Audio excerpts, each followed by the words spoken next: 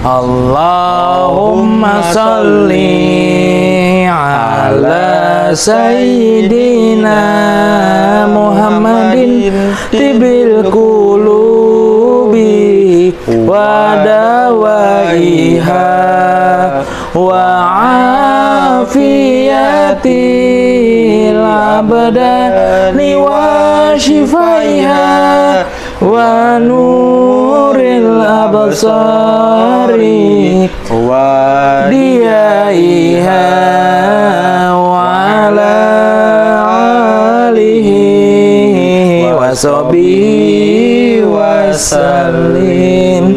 Allahumma sholli wa sallim mubarik alaihi wa ala alihi. Kembali lagi di Ngopi Say. Ya, untuk sahabat podcaster, kita sudah di part untuk membahas salawat tibil kulub ya guru ya. Tibil kulub.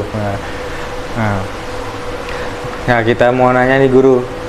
Nah, untuk salawat tibil kulub ini sejarah ini gimana nih guru, sejarahnya guru? Tibil kulub. Iya guru.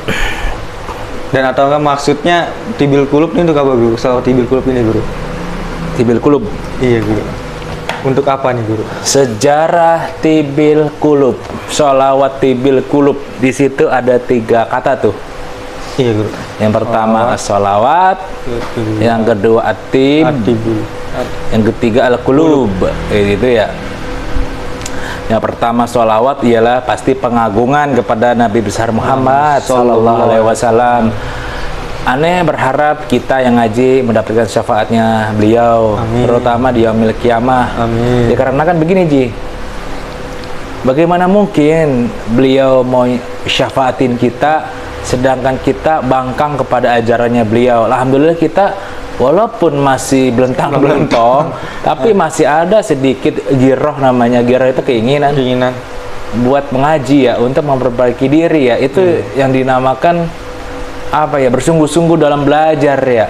Dikarenakan ada sedikit pesan daripada Yarhamu ya, terutama ayah saya tuh, sesibuk apapun ente sir nanti di hari kemudian jangan lupakan sholat.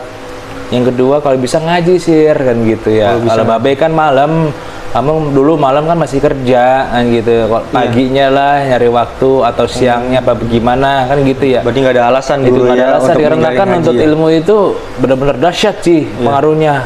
Terutama buat saya, buat ente mungkin perubahannya banyak ya. Pasti banyak itu. Yang dimana di dalam menuntut ilmu itu kita diajarin bagaimana cara beradab kepada ilmu, beradab kepada Rasul, beradab kepada apapun yang berhubungan dengan Rasul. Lebih-lebih sholat, kan begitu ya. Karena Rasul sendiri pun mengenali umatnya dengan cahaya mukanya kan. Yang disebut cahaya mukanya kan air wudu, gitu. Air wudu itu bercahaya Ji. Lebih-lebih kita berdoa, Allahumma ja'alni bi qalbi nuran wa fi qabri nuran, ya Allah berikanlah kan gitu ya cahaya buat saya ya. Yang dimana juga di dalam Al-Quran yang paling dekat dengan Allah Subhanahu wa Ta'ala ialah wasjud waqtarib, orang-orang yang banyak sujud, bersujud kan gitu ya. Yang gitu. Yang kedua atib.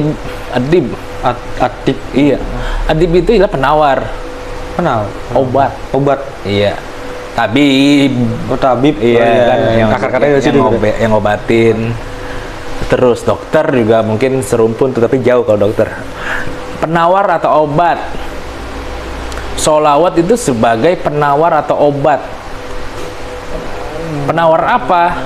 Ya tergantung fadilahnya apa, tergantung redaksinya dari mana, tergantung apa yang dipanjatin oleh syekh-syekh kita atau guru-guru kita, kan begitu ya. Contoh, penawar kegelisahan, penawar kesempitan hidup, penawar murung-murung hati, penawar apapun lah jenis penawar kan gitu ya. Obatnya gitu, obat. Yang dinamakan obat antum tahulah macam-macam kan. Iya. Begitu juga dengan salawat kan gitu ya. Yang ketiga apa tuh? Al-qulub. Al-qulub ialah hati. Jadi kalau disambungin salawat tibil qulub ialah salawat penawar hati kan gitu ya. Ada pula namanya berbeda dengan salawat tibil qulub. Namanya salawat nurul absar. Nurul Absor. Iya, sama juga penerang hati. Jadi salat tibil qulub itu punya banyak makna. Banyak makna, Ji. Baik, maknanya banyak. Maknanya banyak, namanya juga banyak. Ada salawat tibil qulub, ada salawat tadi Nurul Absor. Ada salawat obat hati, ada, itu biasa orang sebutkan. Ada pula yang nyebut salawat syifa. Syifa. Pernah dengar gak tuh? Iya, tahu. Tapi di isinya sama semua, Guru. Padahal, Ji, ini yang akan kita bahas. Iya, Guru.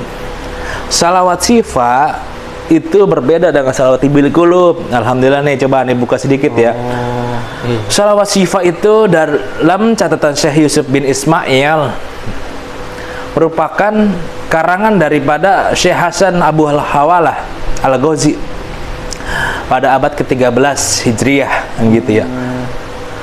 Salawat syifa teksnya begini nih. Allahumma sholli ala sayyidina Muhammad habibil mahbub syafi fil ilali wa mufarriz kurubi wa ala alihi wa sahbihi wa salim. Itu salawat syifa tuh, yang dimana penawar kesedihan juga, penawar hati juga. Cuma berbeda sama dengan salawat tibil qulub. Berbeda. Salawat tibil qulub juga ada dua versi. Ada versinya lagi, Guru. Yang tadi kita syairkan ya, dendangkan dah. Itu versi yang pertama. Yang umum di masyarakat. Versi yang nomor 2 ialah ketika sudah habis ditambahkan, kan ada tuh wadiyaiha gitu. Iya. Biasanya kan kita wa'ala kan gitu. Tapi pas versi kedua ialah wadiyaiha wa kutil arwahi wa gizaiha wa ala ditambahin tuh wa kutil arwahi wa gizaiha, yang dimana berikanlah makanan pokok rohaniku. Jadi ada dua versi tuh salawat tibil qulub. Iya. Ada dua gitu ya. Tapi itu maaf, Guru. Berarti pengarangnya sama. Pengarangnya inilah gunanya kita belajar literatur kan. Salawat tibil qulub ada dua versi. Pengarangnya juga ini.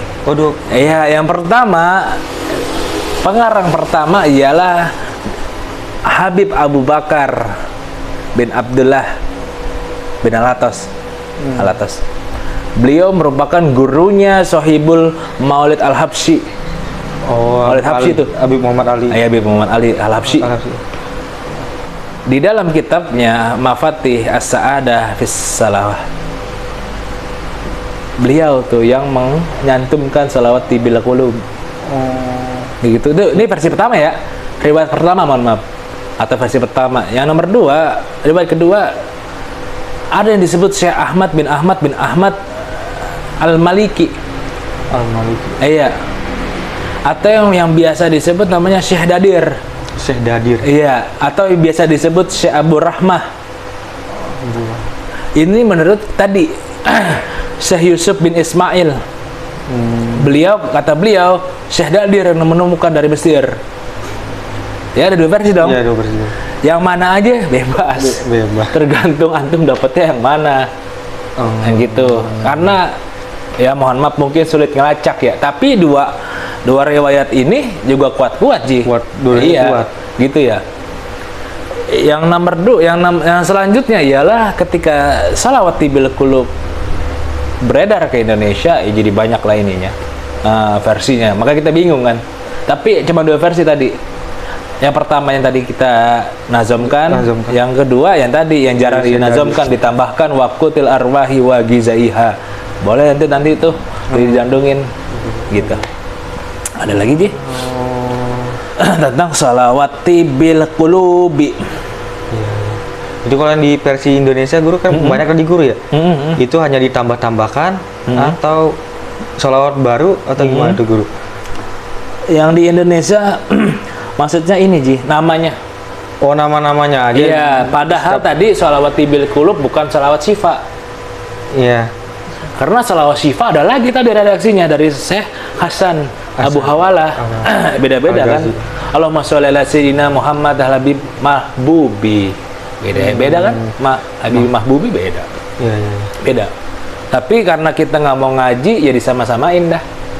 Padahal beda. Syifa sama Tibil Kulub sama. Iya beda kan. Iya. Andre sama Andro kan beda. Itu Iya. dia. Ente mau dipanggil Andromeda kan beda. Andromeda satelit kan.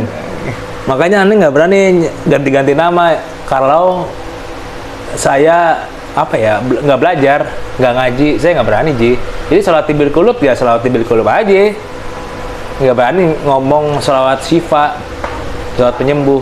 Padahal ada lagi soal Syifa. Kecuali sholawat Tibil Kulub ente artikan sholawat penyembuh boleh. Tapi kalau ente ngomong sholawat Syifa, ada lagi redaksinya berbeda beda gitu lagi, loh. sholatnya beda lagi. Itu dia takutnya rancu. Iya, Contoh Imam Malik bin Anas.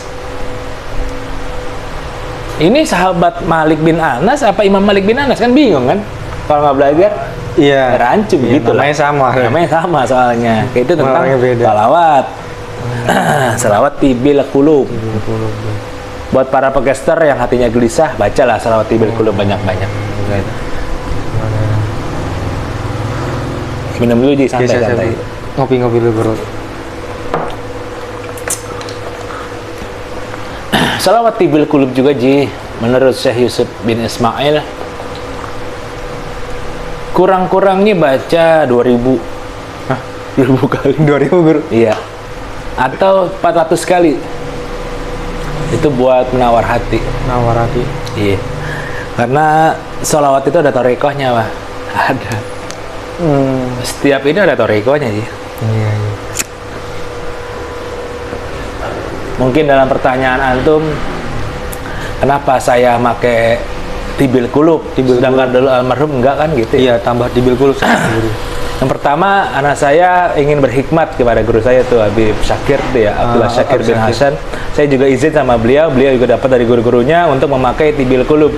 Nah kebetulan majelis beliau kan Tibil Kulub tuh. Iya, benar. Yang pertama saya karena kita ini bukan siapa-siapa, beliau ialah zuriatnya Rasul, kita harus tunduk lah kan gitu ya. Iya. Mungkin kalau bahasa yang magi,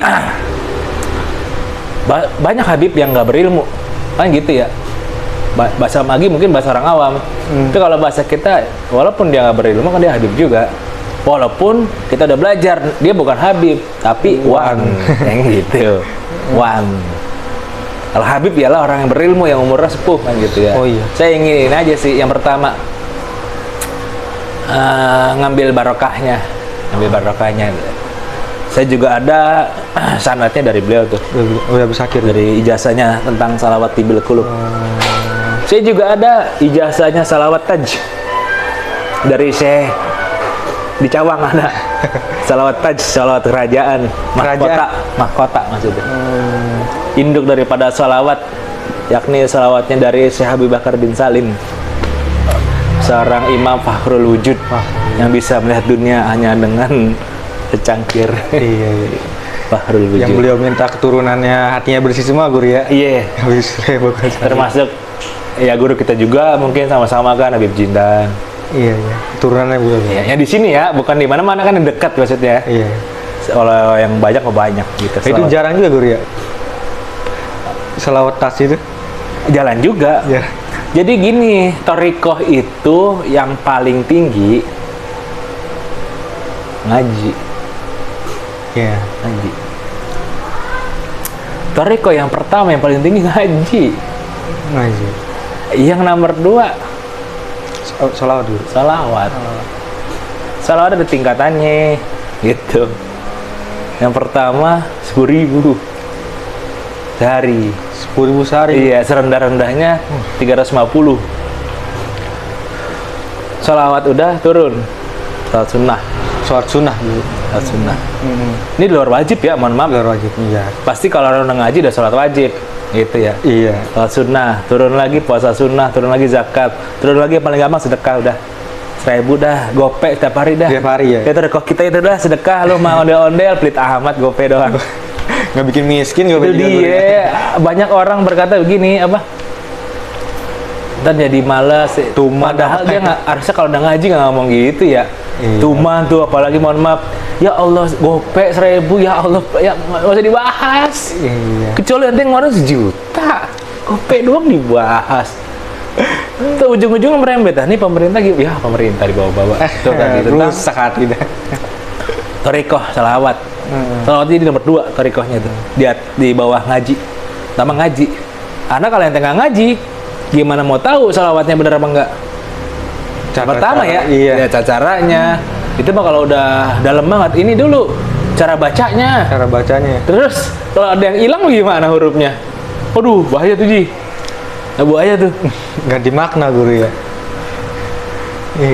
I sama A beda tuh, maknanya jauh, nggak boleh tuh. Allahumma sholli itu beda tuh. Ya, aduh, itu panjang tuh penjelasannya. Mungkin belajar sama guru Sadun tuh ada. Kalau mau datang di Cilandak tuh.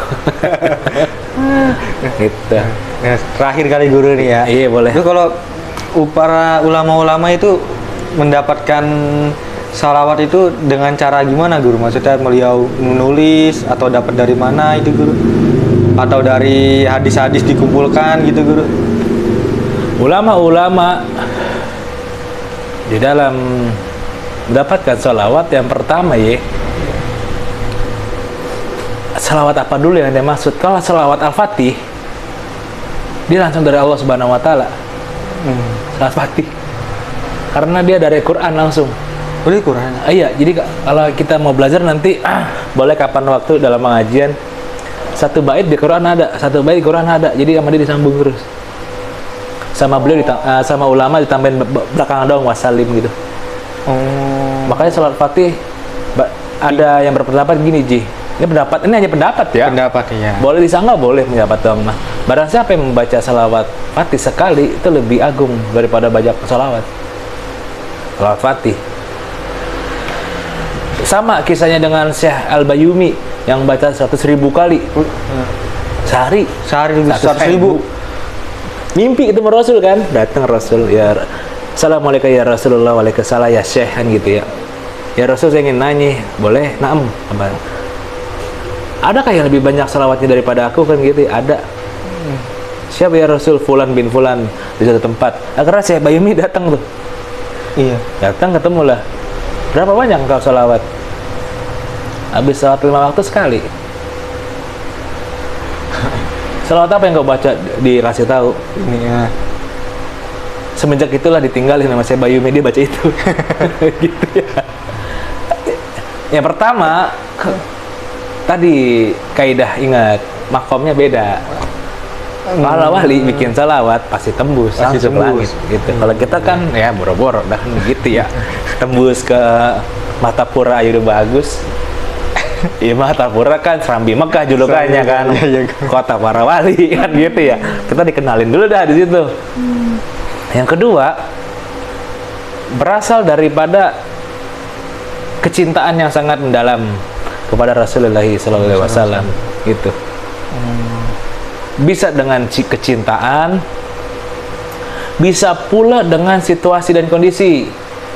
Seperti tadi salawat Ashkil yang karena Ja'far Shadiq karena perang dulu tuh. Bisa pula karena hadiah langsung daripada Allah Subhanahu Wa Taala. Ada Ji. Saking cintanya Allah ilamin nih tulis salawat. Bisa pula dari Rasul, banyak lah itunya, banyak banget tentang ininya. Tentang apa tadi tuh, ulama-ulama menulis salawat dari mana kan gitu ya. Iya guru. Kenapa kita tidak bisa? Jauh Kan gitu. Pertama jauh ya emang. Yang kedua, kita belum menguasai bahasa Arab dengan sempurna. Belum. Makanya Allah nggak ngasih guru. Iyalah. Iya. Karena Al-Quran bahasa Arab kan gitu ya. Yang nomor 2, hati kita sangat jauh lah daripada Allah Subhanahu Wa Taala. Jauh banget. Mungkin abad-abad ini mohon maaf, yang paling bisa mendekati syekh-syekh zaman dulu ya Habib Umar bin Hafiz, Yarhamu Walid Abdurrahman Segaf. Habib Umar bin Hafiz nulis apa? Kitab Maulid Ad-Dilami. Kata-katanya indah. Iya. Nulisnya semalaman doang. Semalaman. Iya.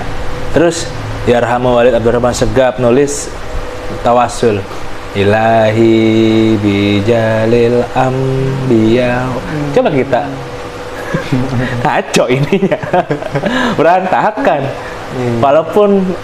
Walaupun antum mempreteli salawat ya. Ini banyak oknum kadang soal mempreteli salawat. Contohnya ya, ada salawat asgil, ada salawat fatih, tibil kulub, syifa, ada salawat munjiat, ada salawat ada salawat taziyah, ada salawat nariyah, salawat Jibril gitu. Iya, atau nih yang pretelin Allahumma sholli ala sayyidina Muhammad wa asgili bizalimin bizalimin. Iya, sambung guru. Nggak bakal nyambung Ji. Walaupun satu dapat tuh. Karena nggak ada share-nya, rahasia. Gitu. Gitu. Iya. Kalau ente nanya, rahasianya apa? Ya ente nggak tahu. Kalau ente kasih tahu kan udah nggak rahasia lagi. Itulah rahasia. An-nasir wala sirri. Gitu. Iya. Anak-anak pernah dulu gitu dibecandain sama seorang kiai. Ya kiai, katanya. Itu salawat nariyah. Kenapa 4444? Kan begitu ya? Iya guru. Salawat nariyah itu sebenarnya salawatnya bernama at-tajiyah. At-tajiyah. Maksudnya atas itu? At-tajiyah. At-tajiyah. Bukan taj. Beda lagi? Iya, beda lagi. Yang dimana pengarangnya tuh bukannya pengikut neraka ya. Ente belajarnya jangan nggak jelas nih. Ntar diartiin neraka iya, pengikut neraka. Enggak. Karena Muhammadiyah juga kan Muhammad apaan? Nabi. Iya, pengikut. Jadi Muhammadiyah pengikut Nabi. Kan gitu ya? Enggak. Maksudnya enggak begitu amat kalau belajar dalam bahasa Arab. Kenapa tuh jumlahnya begitu? Ntar dijawab. Kan gitu. Aduh, jangan ngikutin aja gitu. Pas udah sampai, gimana ya? Saya bingung nih kenapa 4444. Itu rahasia. Gituin. Sir katanya. Saya desek lagi, saya mau tahu dong asal-usulnya. Ya kalau saya buka rahasia lagi. Tapi dahsyat banget itu salawat nariyah. Cuman kalau buat kita mah jauh lah. 10 kali aja belepotan lidah. Kan lidah belepotan ini. 1444. Seharian guru dia, semalaman. Aman. Tapi sepengetahuan aneh belajar, ente boleh beda pendapat nih. Salawat yang paling tinggi salawat Ibrahimiyah. Iya, karena dipakai sholat. Salawat yang paling tinggi setinggi-tingginya. Baca semuanya gue sama umat muslim gue ya. Iya. Yang pertama juga karena dari Rasul langsung tuh yang ngasih salawat Ibrahimiyah. Maka itulah yang menjadi dasar kenapa kita harus ngaji. Karena sering kagok. Datang ke sana kemari, ke kiai, ke habib, ke syekh, baca ini, baca itu, kita kekurangan rezeki dikasih baca apa? Salawat Ibrahim. Dari dulu mana? Allahumma sholli ala sayyidina Muhammad wa ala sayyidina Muhammad kama lah ini mah yang pakai salat. Itu kadang suka kagetan kita. Padahal seorang tasawuf yang menjalani tasawuf nggak boleh kagetan Ji. Nggak boleh kagetan guru. Kalau orang tasawuf masih kagetan dia bohong berarti. Mau nggak? Iya, orang tasawuf. Nih, ciri-ciri orang yang bertasawuf nggak kaget.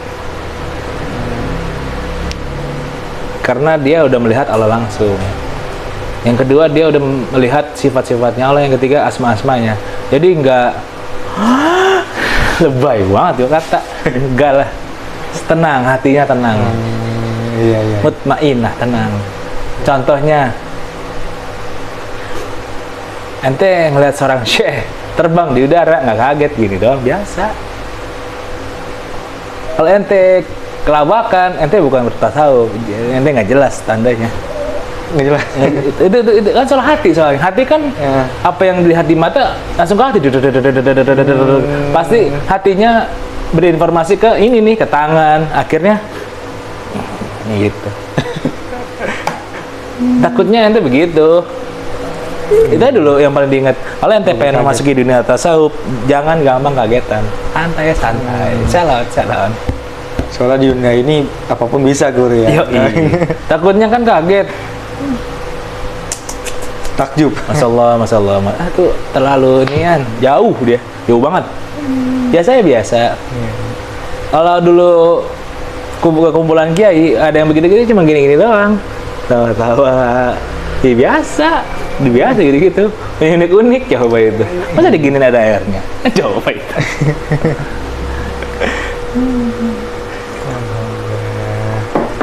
Kalau mau dapat fadilah salawat ya tadi. Harus pakai ijazah guru. Pakai jasa dan jangan gampang kagetan. Karena kalau salawat tuh orang-orang yang tinggi-tinggi tuh makom-makomnya. Gitu. Ya, ya. Alhamdulillah nih guru ya, penjelasan udah panjang lebar nih guru tentang sholawat guru ya. Ya untuk para podcaster kalau mau gimana ya guru ya? Ya kalau misalkan dapat ya sholawat harus umum boleh guru ya. Umum boleh. Tapi lebih baik pakai ijazah. Iya. Ya, bisa dari guru-gurunya. Ya. Tapi saran kita berdua nih buat para podcaster, kalau mau ngamalin sholawat, ente harus dapat izin dulu dari gurunya. Yang pertama, Izin. ya masih dapat izin, lu kudu ngaji dulu. Jadi khodam namanya, membantu. Iya. Ente saksi mata, saksi hidup juga sampai sekarang. Antum denger kan kisahnya Syekh? Dia berkhodam selama 10 tahun, 15 tahun, 20 tahun baru bisa ngobatin kan? Iya. Masih ingat kan? Ini baru seminggu minta yang aneh-aneh. Enggak, logikanya di mana? Maksud aneh. Hah? Anda kan pikir sendiri. Iya, iya. Itu ada teman saya 10 tahun, 15 tahun. Sama gurunya baru kasih izin dah bisa ngobatin. Bisa kan? Ini baru setahun ya Allah. Anak. Dia minta segalanya. Jadi ya, guru itu punya penilaian sih. Tenang aja, tenang, santai, kalem. Gitu dia.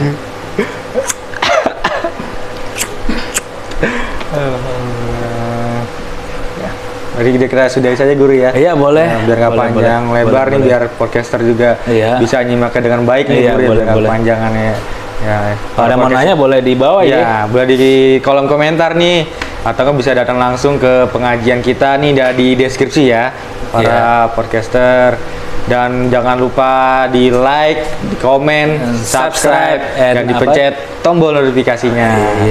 Jangan lupa sholatnya, jangan lupa ngajinya, jangan lupa bersolawat terus setiap hari. Iya, kepada Rasulullah SAW. Perbanyaklah salawat, bukan dibanyakin salawat. Itu tutupnya. Ya, kita tutup saja guru ya. Iya. Wabillahi taufiq wa hidayah. Wassalamualaikum warahmatullahi wabarakatuh.